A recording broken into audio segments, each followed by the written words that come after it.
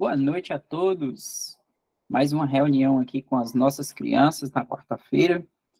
Vamos dar continuidade ao nosso assunto da reunião passada. Para quem não estava aqui, semana passada a gente começou a falar sobre o espírito do anticristo, que é uma influência, né, como nosso irmão George explicou semana passada, que está agindo no mundo. Esse espírito do anticristo, ele não confessa que o Senhor Jesus Cristo ele veio em carne, não confessa que o Senhor Jesus Cristo é Deus, né? E tudo aquilo que é contrário ao nosso Senhor Jesus Cristo, isso é considerado como o espírito do anticristo. É uma influência do mal mesmo, de Satanás, querendo colocar as coisas do Senhor, tudo aquilo que o Senhor nos ensina, de forma distorcida, querendo trazer confusões. E aí a gente falou um pouquinho sobre isso na semana passada. E aí, crianças, eu queria saber, vocês conseguiram entender sobre o assunto? Vocês têm alguma pergunta, alguma coisa que vocês já ouviram a respeito dessa palavra anticristo que vocês queriam perguntar para a gente olhar na Bíblia, ler com vocês? Eu vou deixar aqui aberto para vocês fazerem as perguntas agora, tá bom?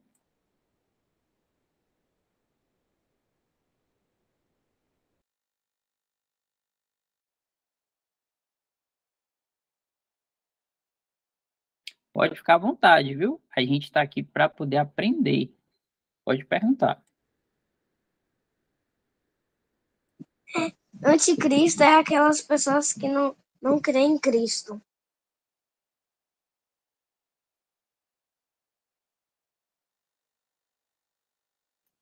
Pois é, João. Esse espírito do anticristo é uma influência. Então, pessoas podem ser influenciadas e podem agir dessa forma. Existem religiões hoje, João, que acham que o Senhor Jesus Cristo ele não é Deus. Que também o Senhor Jesus Cristo ele não é um homem, não se fez de carne, sabe? Então, a palavra de Deus fala que quem fala que isso não é verdade, essa pessoa tem o espírito do anticristo. Pode perguntar.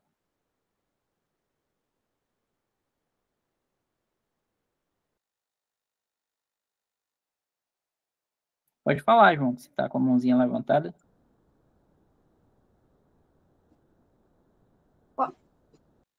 Pode dizer e quais tipos de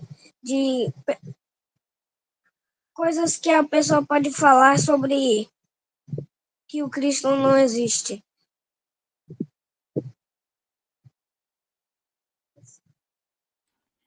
Quer responder aí, Jorge? Para João?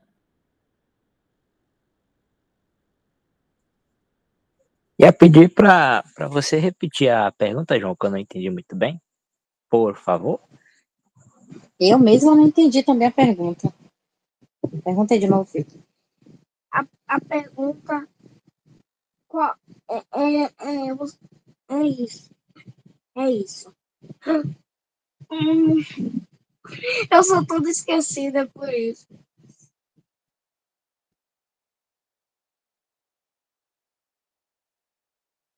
Olha a irmã Lusitânia aí. Pode falar, irmã. Quais tipos de mentira as pessoas podem falar sobre o que Cristo que não existe, ou qualquer coisa?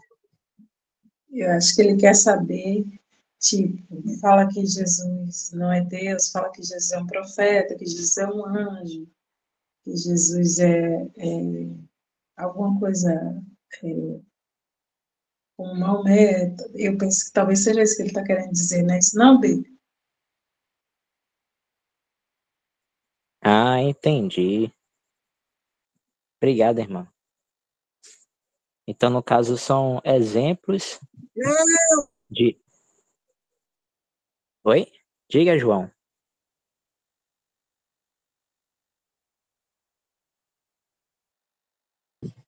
Apertei por engano. Ah, tá bom. Então, no caso, você quer saber exemplos de coisas que essas pessoas que estão sendo influenciadas por esse espírito, né? do anticristo. Exemplo que se as pessoas podem dizer, no lugar de confessar que Jesus é o que é, né? Filho de Deus, que veio em carne, né? Que é Deus. Então, João, alguns exemplos assim que as pessoas podem falar, né? Eric também, se lembrar, pode estar ajudando. É que tem religiões, né? Seitas que creem que Jesus, né? Poderia ser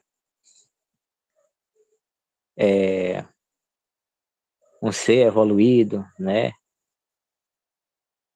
Um ser evoluído, né? Ou crer que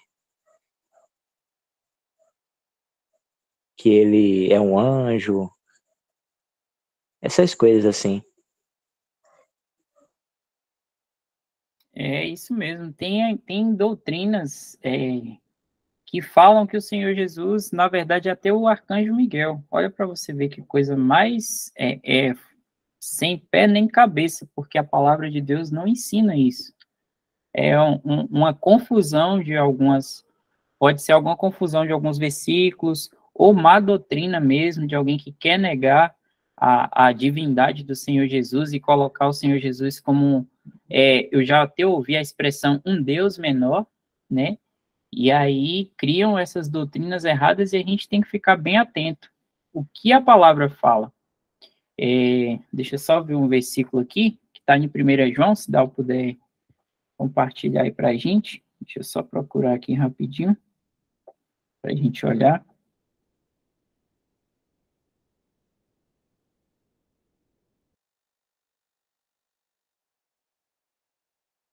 Primeira João 2, versículo 22. A gente até leu esse versículo, e olha só o que a palavra de Deus fala, e ela é bem solene no que ela está dizendo. Ela fala: quem é o mentiroso, senão aquele que nega que Jesus é o Cristo? É o anticristo, esse mesmo que nega o Pai e o Filho. Então, se uma pessoa diz que o Senhor Jesus, ele não é o Cristo, que ele não é aquele que é o ungido, o escolhido por Deus, que ele não é o nosso Salvador, esse é um anticristo. Ele tem esse espírito do anticristo. Porque quem nega o filho, nega também o pai. Aquele que honra o filho, vai com certeza honrar o pai. Não existe possibilidade da gente querer simplesmente só olhar para Deus Pai e deixar o Senhor Jesus de lado. Porque como a gente aprendeu em outras reuniões, é uma trindade, é um Deus triuno. São três pessoas da divindade que são Deus. Então não há como nós querermos olhar apenas para um e deixar o outro de lado. E aí, ó, olha só o que fala no segundo versículo, que foi o que eu falei. Qualquer que nega o filho, também não tem o pai. E aquele que confessa o filho, tem também o pai.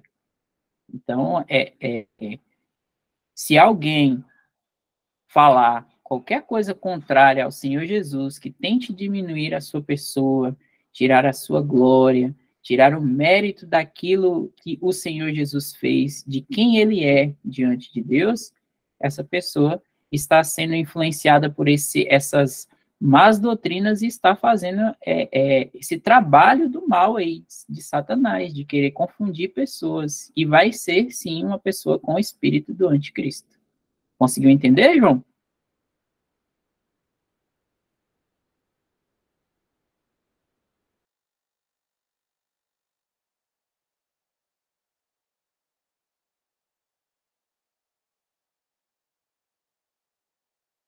E as outras crianças? Ficou com alguma dúvida? Quer perguntar alguma coisa? Entendi. Pronto.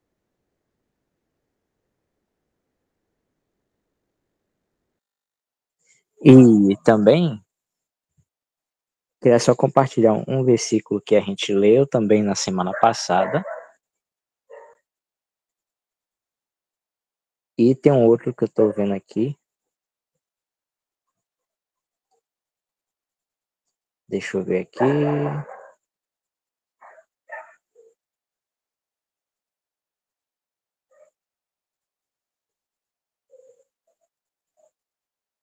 Segunda Pedro.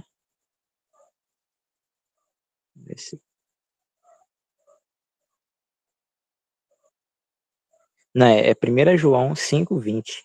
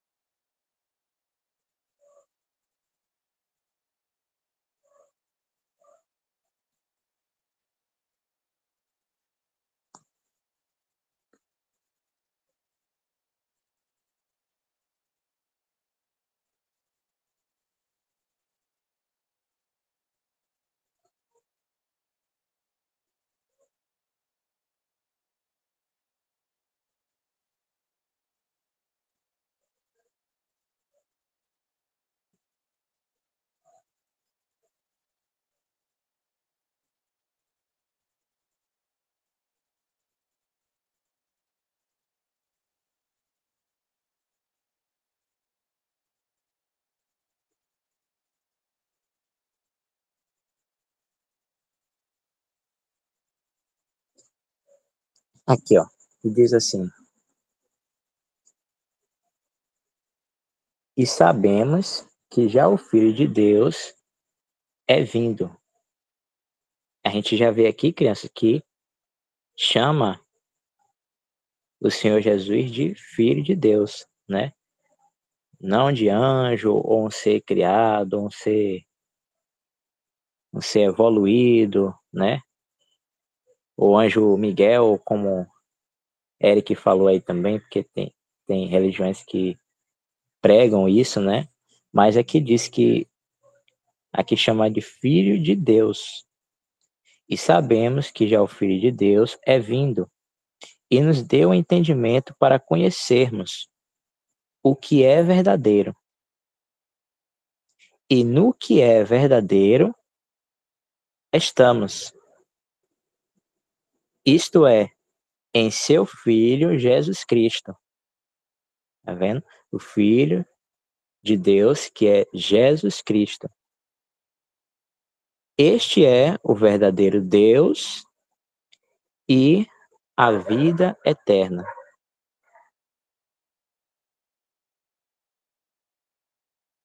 E tem um outro versículo também que eu acho interessante, que é lá em 1 João 4:9.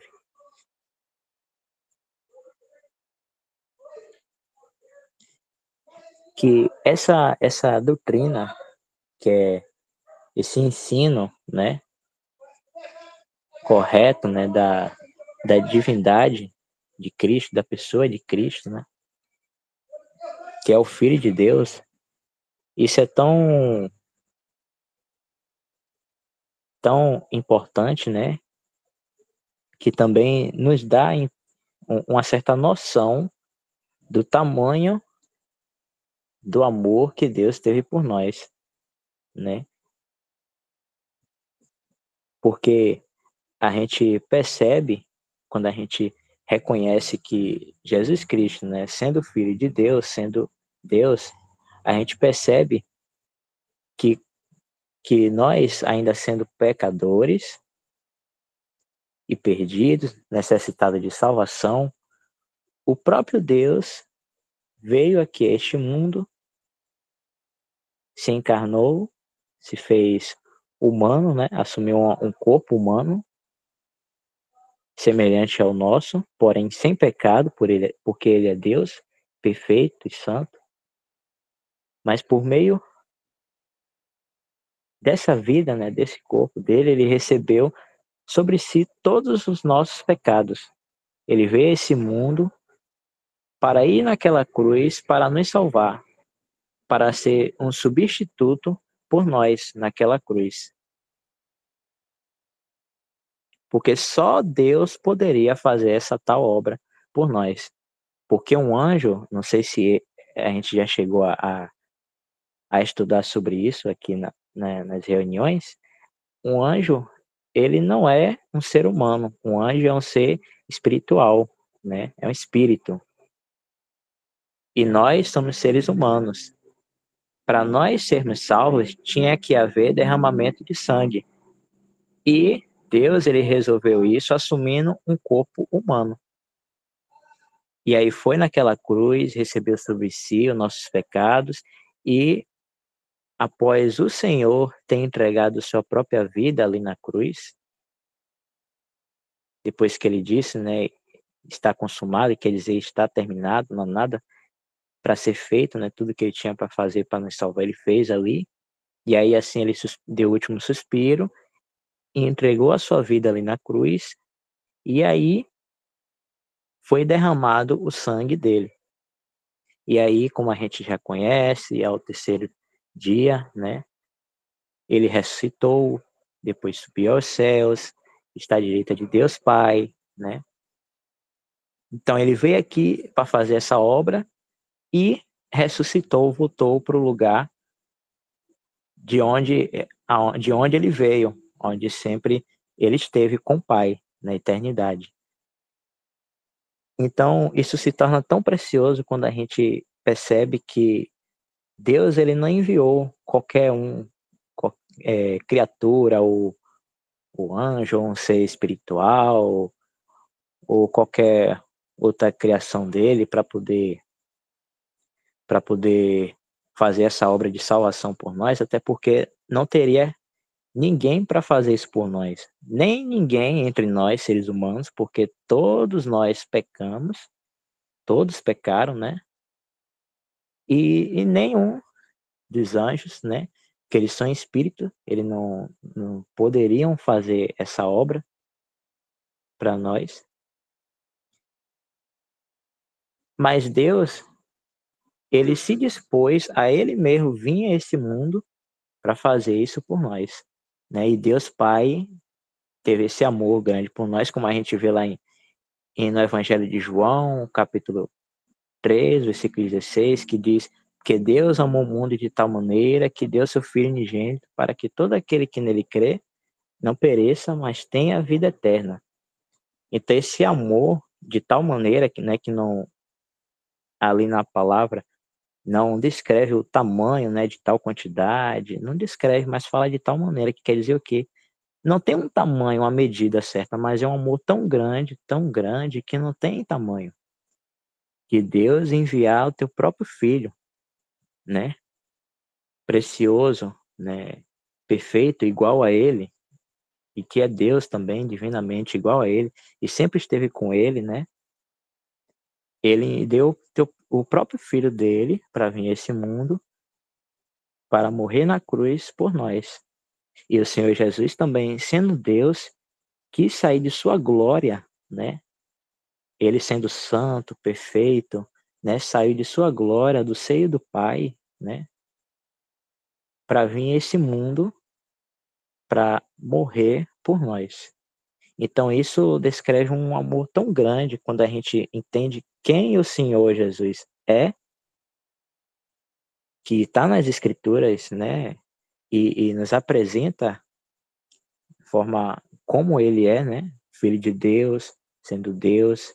E aí quando a gente entende isso, a gente tem uma certa noção do tamanho do grandioso amor de Deus, que não mediu forças para nos salvar, mas ele quis ele mesmo vir aqui a esse mundo para nos salvar. Não enviou ninguém. Ele mesmo quis vir aqui, assumir uma forma humana e assim pôde nos salvar. E aí tem esse versículo, né, de 1 João 4:9, que diz: nisto se manifestou a caridade, né? Mas a gente pode interpretar que a caridade significa amor. Nisto se manifestou o amor de Deus para conosco, ou por nós, que Deus enviou seu Filho unigênito ao mundo, para que por ele vivamos.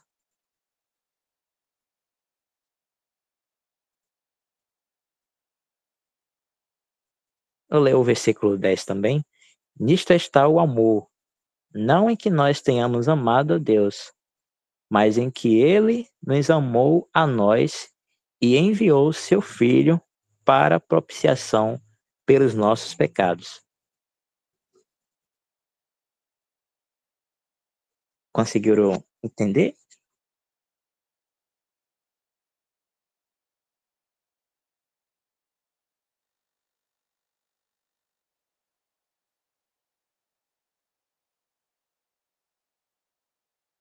Quem entendeu, dá um joinha. Igual o Ju fez aí. Deixa eu ver.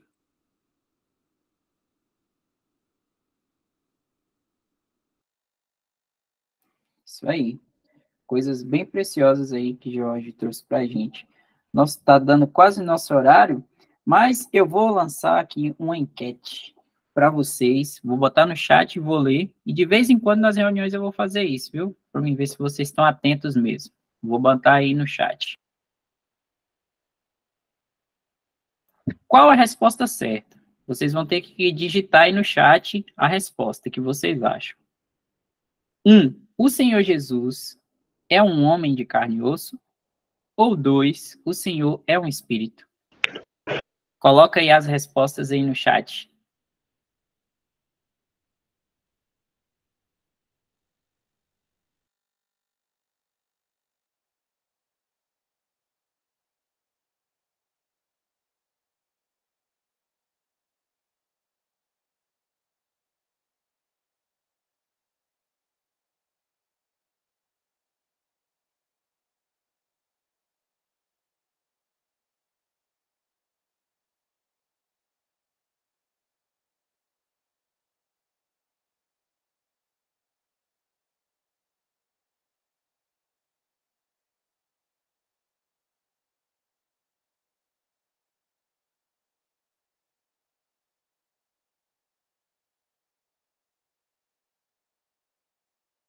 Tá faltando gente. Tô olhando aqui o chat.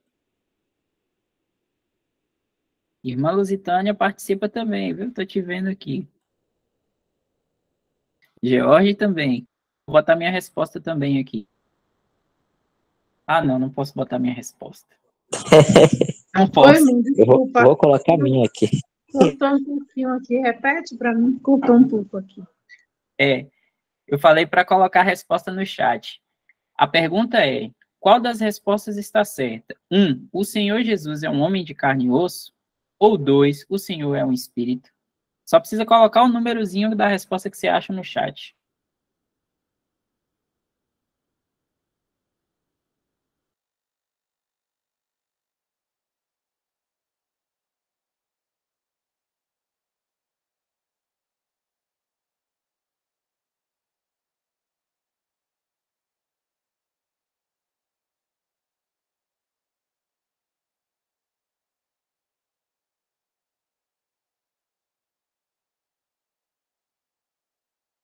Acho que faltou só Mari Cauã, faltou o El. Mas então, eu vou dar a resposta aqui. Mas só que a gente vai dar essa resposta através da palavra. Dal, se você puder ir para mim no Evangelho de Lucas, 24, o versículo é o 38. 38, isso, 38. Bora ver qual é a resposta certa para essa pergunta. O Senhor Jesus apareceu para os seus discípulos e olha o que ele fala. E ele lhe disse: por que estáis perturbados e por que sobe tais pensamentos aos vossos corações? Vede as minhas mãos e os meus pés, que sou eu mesmo. Apalpai-me e vede, pois um espírito não tem carne nem ossos, como verdes que eu tenho. Então, qual é a resposta certa aí para essa pergunta? É a número 1. O Senhor Jesus, ele é um homem de carne e osso. Nesse momento, existe um homem de carne e osso ressuscitado, vivo, perfeito, e é Deus e é homem ao mesmo tempo, e que está no céu. O Senhor Jesus, ele não é um espírito, ele é um homem perfeito, tá bom? Grava essa aí na cachola. Logo, logo vai ter mais uma enquete dessa aí, viu?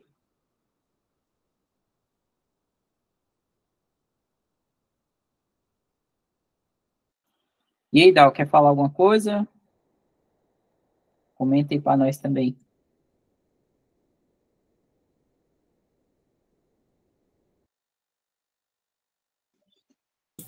Não, tá Não, tranquilo.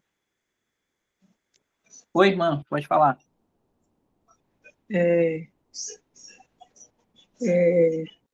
repete no 39 do apalpar-me para frente.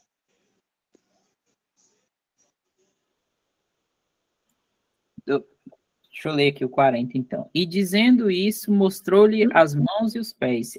É a partir daqui? Lê no 39. Isso, ó. Aí falar da onde está apalpar-me e vede.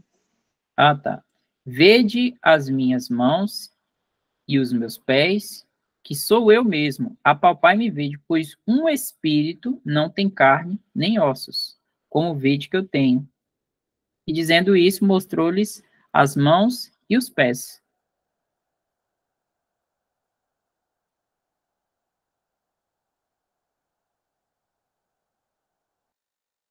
Então, volta só um pouquinho o versículo aqui, porque o Senhor fala que eles estavam pensando. Vamos ver o que eles estavam pensando no coração deles, porque o Senhor viu. No 30, volta no 37 para a gente dar uma olhada rapidinho. Aí, ó. Quando o Senhor apareceu, olha o que os discípulos estavam pensando.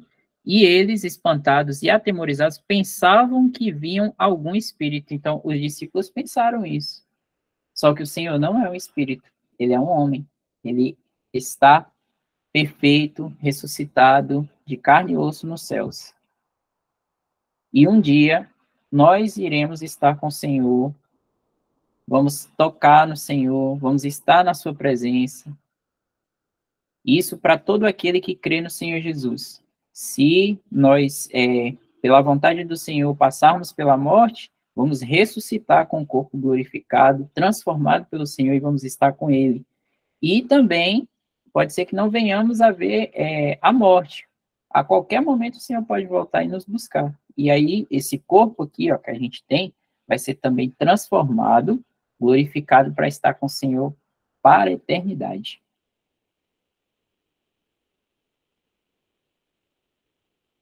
Todo mundo entendeu? Entendi.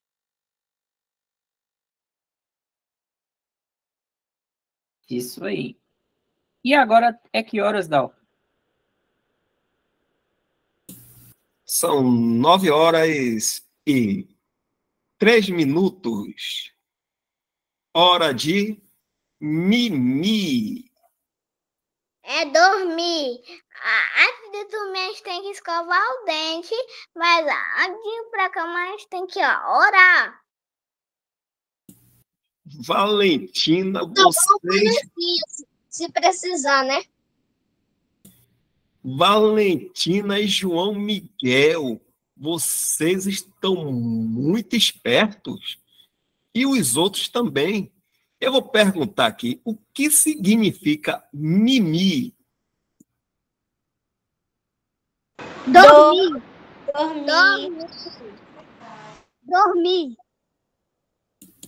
Olha aí, Alexandre, o xará do papai de Ju. E Ju também respondeu direito. E mais gente, todo mundo já sabe o que é mimi. Mimi significa dormir. E tinha um papai aqui que já estava dormindo. Que é esse papai mesmo que já estava dormindo? Na hora que começou a live, acho que o nome dele é Nivaldo. Já estava já mimindo. Olha, em que sono será que Nivaldo já está? Papai de... Ô, meu pai, eu saí, ele foi trabalhar, ele estava dormindo e depois ele voltou para trabalhar. Ele estava descansando para se preparar, para levantar, para ir trabalhar. Olha, então papai é trabalhador. Então papai já estava já no finalzinho do sono dele. Poxa, que bom, viu? Foi mesmo. E agora chegou a nossa hora de iniciar o nosso sono, porque já são 9h05. E como Valentina falou, antes de mimir, que significa dormir, a gente pode escovar os dentes. Se alguém ainda está com um pouquinho de fome, pode comer alguma coisa, tomar um banho, e aí vai para a cama. E antes de fechar os olhos para dormir, pode fechar os olhos para orar. E aí agradece ao nosso Deus e Pai, que é o Pai do nosso Senhor Jesus Cristo, como os irmãos estão falando aí, ó, que o Senhor Jesus Cristo é um homem mesmo. Ele tem braços, ele tem pernas, ele tem mãos. Então a gente agradece ao Pai, e no finalzinho diz assim, em nome do nosso Senhor Jesus Cristo, que está no céu também, tá certo? O Elric, pode continuar. Vou pedir você para tirar a gravação aqui, Dal, e nosso irmão